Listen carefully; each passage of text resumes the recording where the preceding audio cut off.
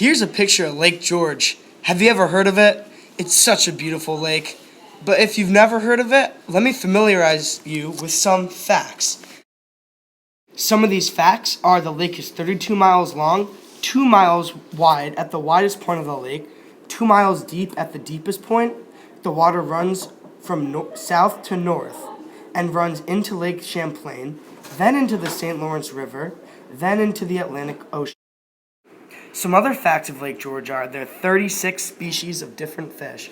There are 176 islands on the lake. It was formed by glaciers and earthquakes, and it's an oligotrophic lake. There are three kind of different trophic levels for lakes: oligotrophic, mesotrophic, and eutrophic. Lake George is an oligotrophic lake because of the trophic levels, the amount of nutrients in the lake, and the water clarity. As we informed you already, Lake George is a beautiful lake, and you can do many stuff there. If it's from cliff jumping to swimming to boating, pretty much anything. So wouldn't you want to keep it clean? Well, I sure would. When there is a rainstorm in the spring and there is still salt on the roads near Lake George, that water washes salt and dirt into the lake, making the water polluted. This is important because Lake George is our drinking water.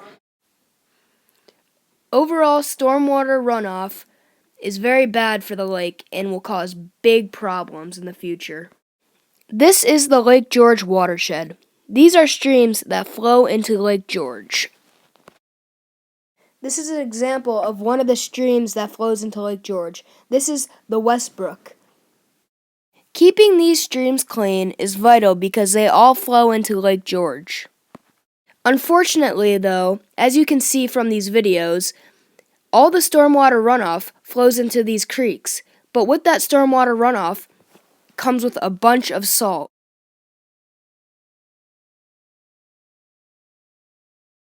The amount of salt that is flowing into the lake is alarming, and it can affect a lot of species and humans. Not only that, it can affect fishermen because the fish can't survive in the salty conditions. Also, the species in Lake George would be affected. A few solutions for this is to create marshes or swamps around the lake, to install filters in the sewers, and to stop using salt for snow and instead use sand and gritty rocks. For example, if too much salt or other pollutants get into the lake, then the fish will be suffocated because the dirt will block off their gills. Also, since it is drinking water, it would make people sick up to the point where they can die if they continue to drink the water. This is an example of a wetland near Lake George. We need more of these around to filter out pollutants. Swamps and marshes will store both salt and other pollutants. Filters in the sewers will stop dirt and salt from getting in and out of the lake. Well, there you have it. That's how we're going to keep Lake George unpolluted and save the Queen of Lakes.